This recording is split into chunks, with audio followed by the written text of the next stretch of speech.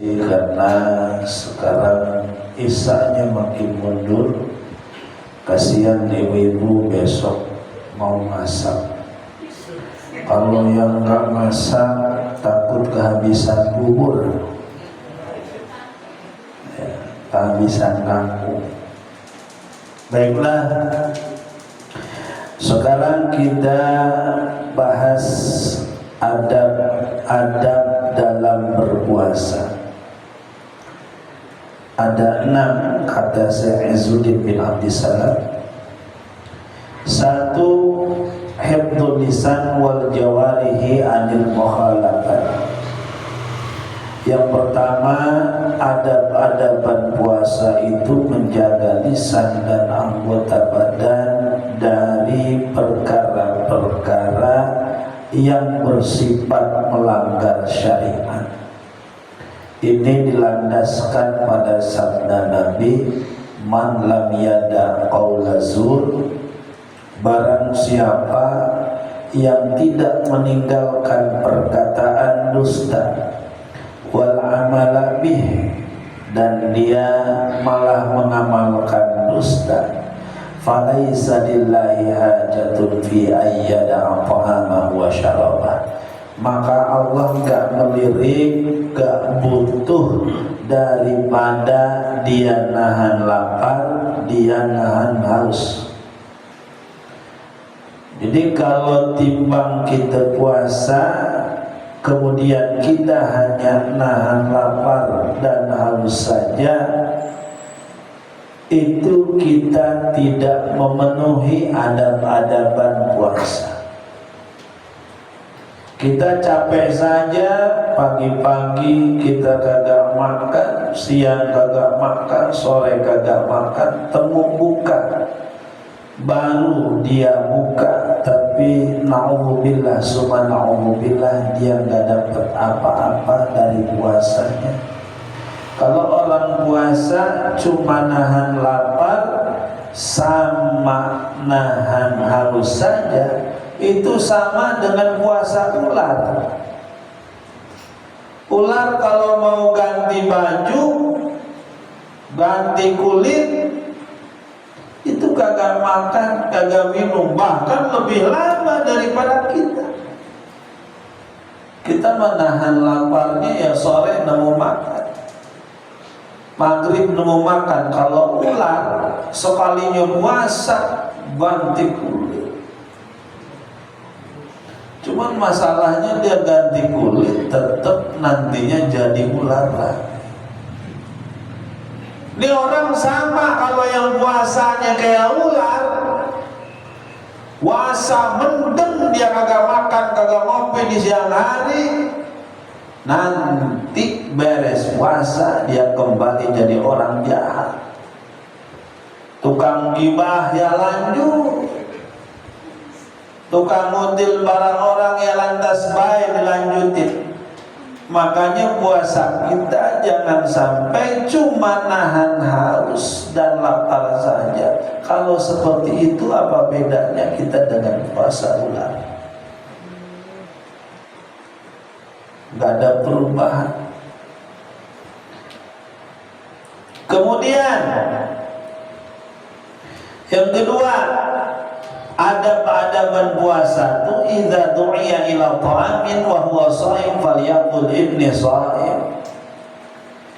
Kalau dia diundang untuk memenuhi jamuan, maka dia harus ngomong, maaf saya puasa. Ya, jangan lantas baik, gak ada omongan, gak ada apa, mentang-mentang puasa. Oh, saya mah takut ria, biarin baik, kalau usah dibalas-balas. Ngomong aja, falyaqul inni sha'im, saya lagi puasa.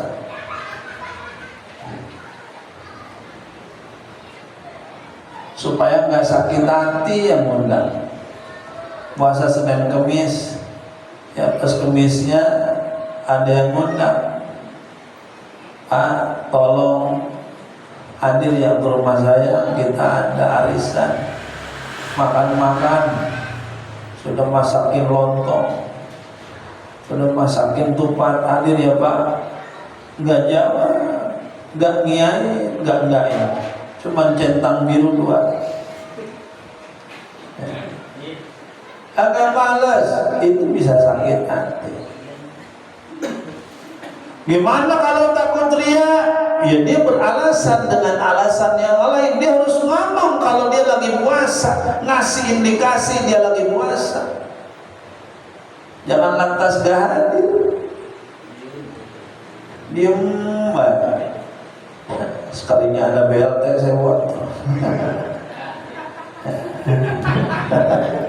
Diem aja, ada BLT rame.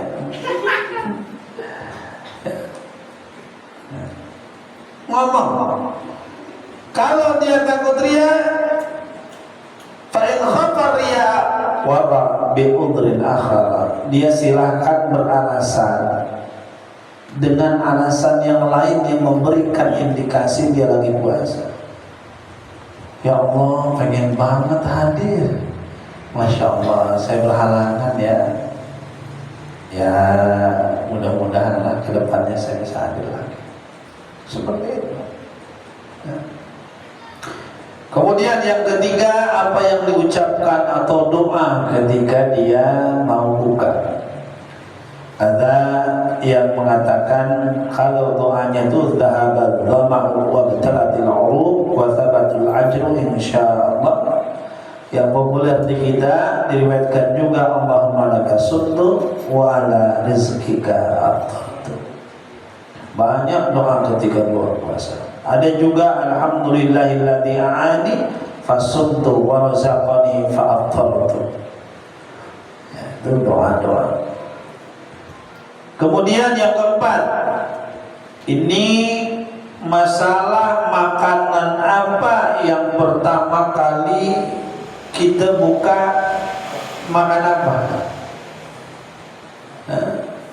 Gorengan. Ramadan itu sedikit tukang kurma, di mana-mana tukang gorengan. Min sunati Betawi. Di mana-mana goreng. Cari katanya yang ada sambal kacangnya. Padahal sunnahnya, adabnya ketika kita berbuka, satu bisa pakai rutob. Rutob itu kurma basah. Di sini maka nggak ada, pohonnya juga nggak ada. Ada kurma, kita mau dibeleng, jadinya kolang kaling. Ya. Ini bukan kurma itu. Ya. Kalau di Arab, di Saudi, di Jazirah Arab itu banyak yang namanya rutob, kurma basah. Itu afdalnya kalau buka pakai itu dulu. Kagak ada, ya pakai kurma kering. Tanah Abang banyak banget kurma kering. Kayak oleh-oleh umroh, sekampung kebagi satu plastik kurma, isinya 7 biji ajwa. Ajwa Tanah Abang. Kalau dia bawa dari Saudi, sekampung kebagi semua, berarti itu berapa koper dia datang dari Saudi. Air jam-jam disampur sama galon. Sudah digandakan. Jadi rutab paling bagus, setelah itu baru kurma kering. Kagak ada kurma kering, dicontohkan sama Nabi, fa illam yakun hasawatin min ma'in. Kalau Nabi nggak nemuin rutab kurma basah, nggak nemuin kurma kering, hasawatin min ma'in, dia seruput beberapa seruput daripada air putih. Buka puasa pakai es. Min sunati Betawi. Ya. Air putih. Ya. Air putih. sangat memungkinkan lah. Semua bisa buka pakai air putih. Alasan yang lain kata Nabi, fa innal ma'a tahur, karena air itu suci. Sehat kita minum air putih. Mohon maaf kalau buka puasa langsung kena es. Ya Allah, langsung kena manisan, langsung kena asam. Buka puasa dia pakai asinan. Ya, pakai asinan. Kemudian yang kelima, adab-adabannya itu mendahulukan berbuka, mempercepat berbuka. Tapi setelah waktunya, jangan sampai mendahulukan jam 10. Pak, kok ngerokok? Enteng atau hadis Nabi. Dahulukan berbuka.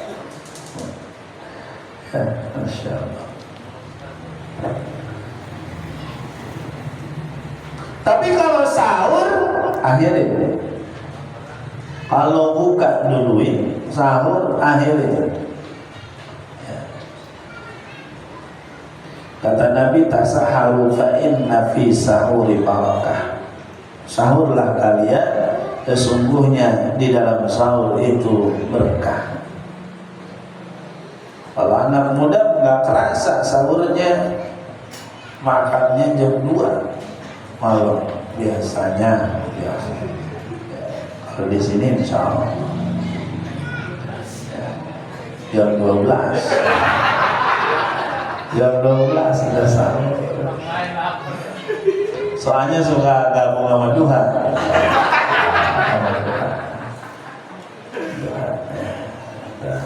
Madhab Imam Samudra berdoanya. Faqala alaihi salam, la yazalu nasu bi khairin ma jalul fitrah. Manusia selalu dalam kebaikan selama ia mempercepat buka puasa. Bahkan kata Allah Subhanahu wa taala dalam hadis qudsi, ahabbu ibadi ilayya ajaluhum fitrah. Hamba yang paling aku cintai, hamba yang paling cepat waktu buka puasanya ketika sudah buka. Ya, bukan jam 10 Pak. Ya, azan langsung putok, tamar, kurma atau air putih. Kita mau buka puasa, Masya Allah, bukan malah ingat sama fakir miskin, kita malah jadi orang maruk. Semua makanan yang ada di jalanan dibeli, makan minum sekenyang-kenyangnya, buru-buru ingat yang miskin. Ya. Akhirnya terawih kagak. Perut udah kayak bawa helm gimana.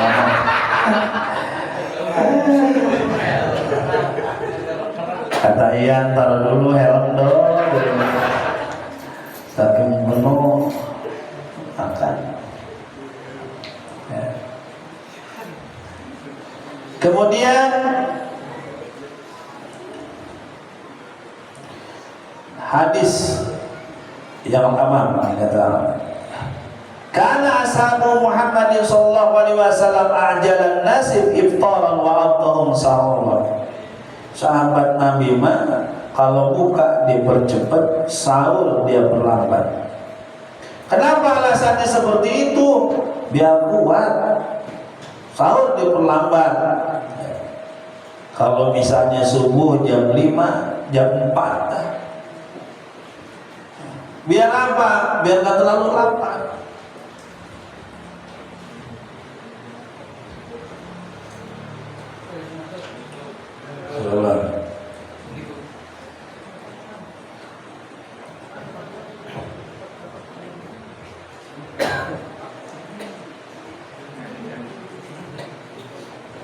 Makanya puasa-puasa yang membuat diri malas untuk beribadah itu rasa-rasanya faidah dari puasa itu hilang.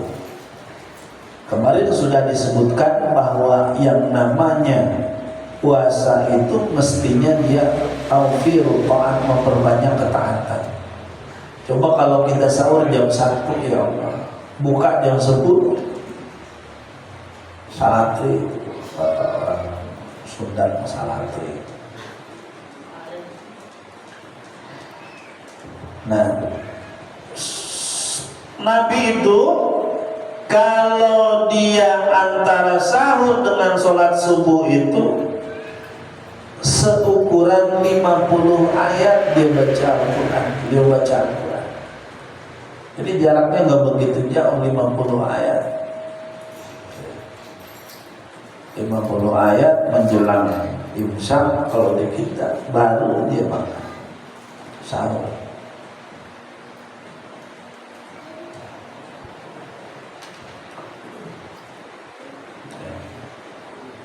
Kemudian selanjutnya, perkara-perkara yang harus dihindari di dalam puasa. 1, wisol. Nah, dengar puasa wisol. Puasa wisol itu adalah puasa yang disambungkan. Sekarang puasa, besok puasa, kagak buka-buka. Ya Allah. Kalau orang kejawen banyak ya, pengen punya ilmu katanya, kemudian dia puasa 5 hari tanpa makan, tanpa minum, ilmunya kagak dapat, IGD iya, sang lambung. Nggak boleh wisol itu ya, menyambungkan puasa agak buka-buka.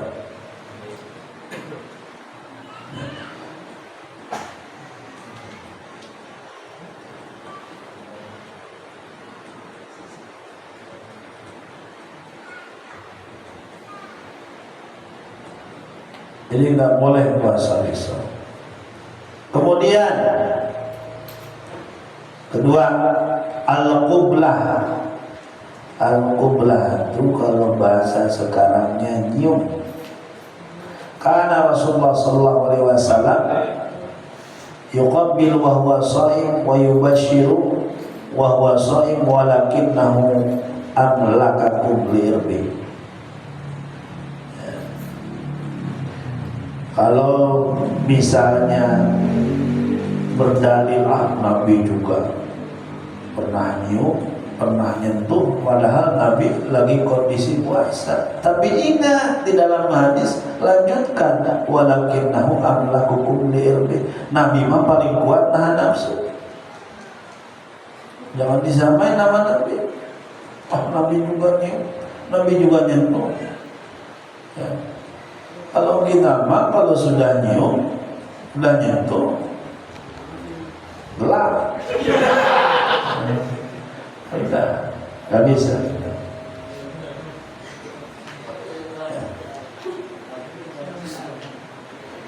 Boleh misalnya kalau sudah umur 70 tahun, gak mungkin bangkit syahwat, ciuman sama bininya silakan. Kalau gak akan bangkit syahwatnya, ya. Kalau setelan orang ngabuburit, ya haram. Bocah SMK, bocah SMA, jalan-jalan ngabuburit, cuma jalannya aja udah haram. Kalau pengantin baru, ya Allah, berangkat kerja, nyium dulu, bisa dilepasin. Agak berangkat kerja, balik lagi, nggak boleh. Masih muda, masih lagi seger-segernya, nyium bininya lagi puasa, nggak boleh. Lagi siang maksudnya. Kemudian yang ketiga, hijamah. Hijamah itu bekam.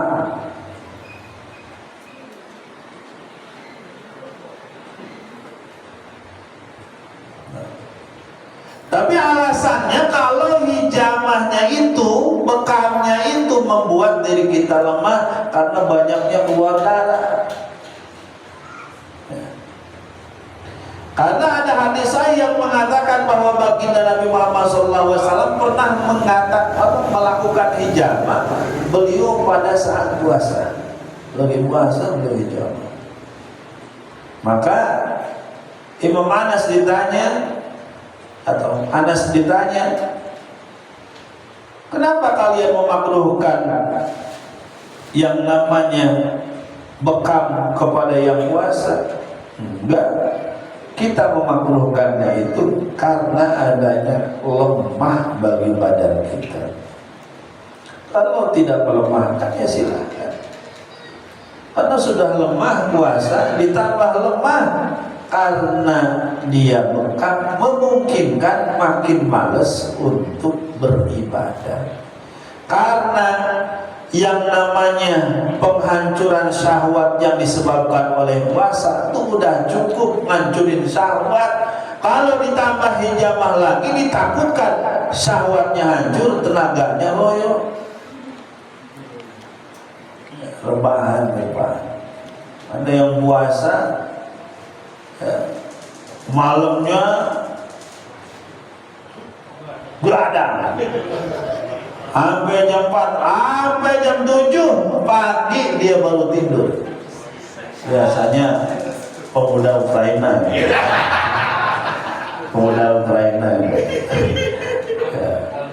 Nanti bangun jam 5. Masya Allah, jam 5 mata masih bintik, keliling-keliling jalan dari kolak nyeker.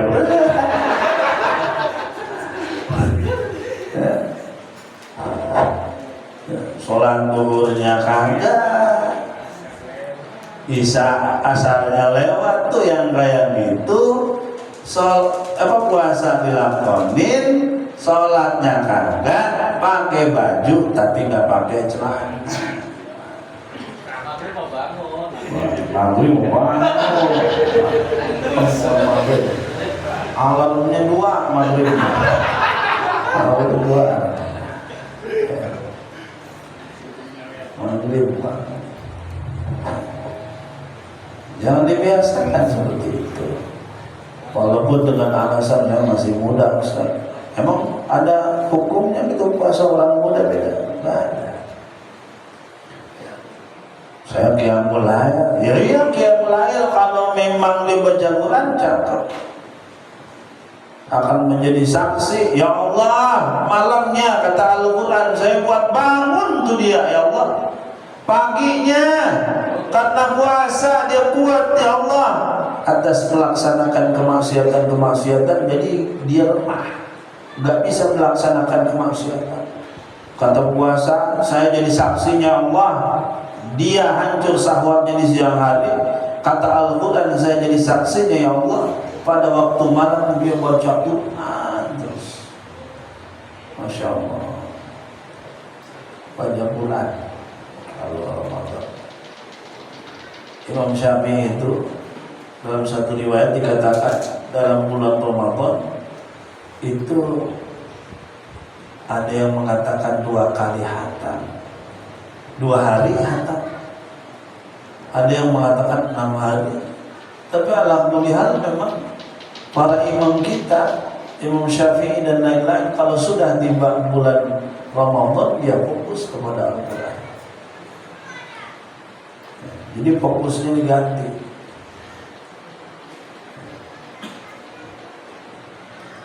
Kemudian yang keempat, yang perlu dihindari saat puasa itu memakai celak. Pakai sorban, pakai celak, hadir ke majelis Habib dari Afghanistan. Kalau lagi kondisi normal silakan. Tapi kalau dalam kondisi bulan puasa yang kayak gitu perlu dihindari.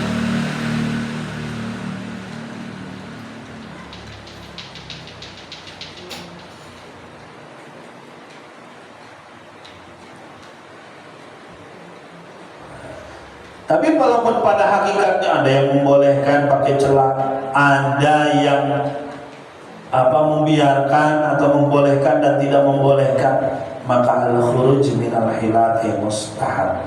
Keluar daripada perdebatan para ulama itu disunahkan, maka lebih pilihlah yang melarang. Lebih hati-hati. Yang kelima, istinsak itu masukin air ke hidung, nyedot air ke hidung di dalam wudhu, nggak keluar lagi. Nggak boleh.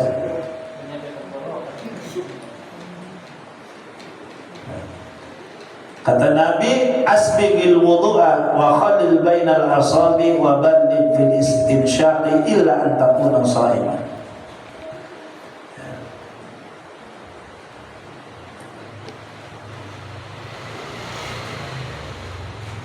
Ada yang membolehkan katanya, tapi jangan sampai banget, dalam arti berlebihan dia. 11.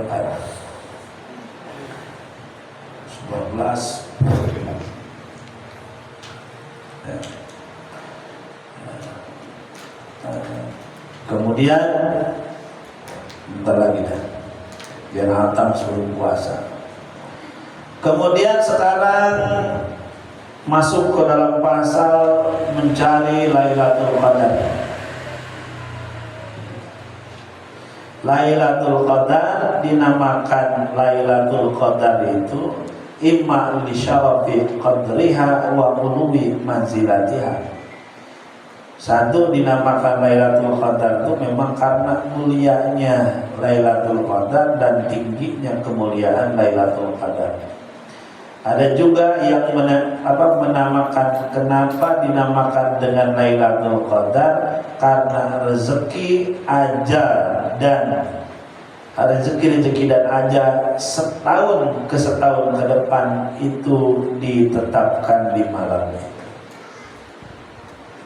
Jadi Qadar, Lailatul Qadar. Ada Qadar itu artinya mulia, ada artinya ketetapan.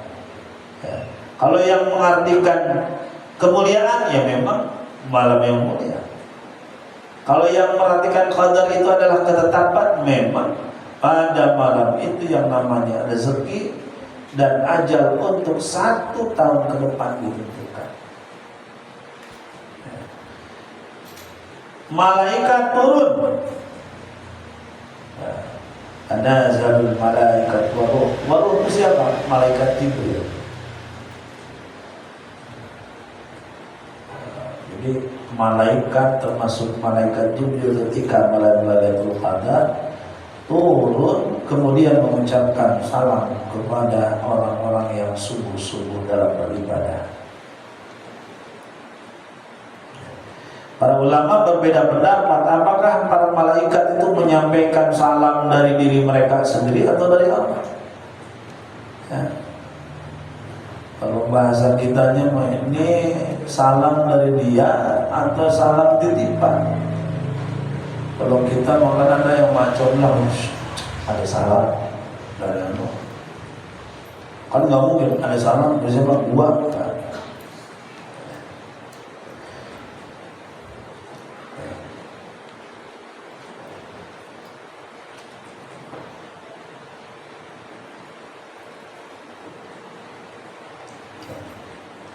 Dan ya sudah ma'ruf lah, sudah diketahui di kita bahwa 10 hari terakhir bulan Ramadan, dan ini ketika malam-malam yang ganjil itu lebih dekat terjadinya tentang Lailatul Qadar.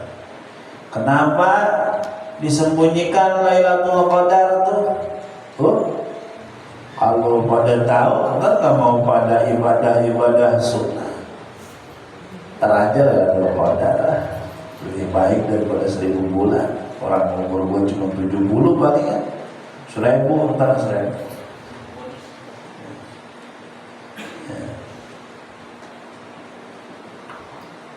Udah cukup dulu lah, jangan terlalu malam karena udah setengah 10. Kasih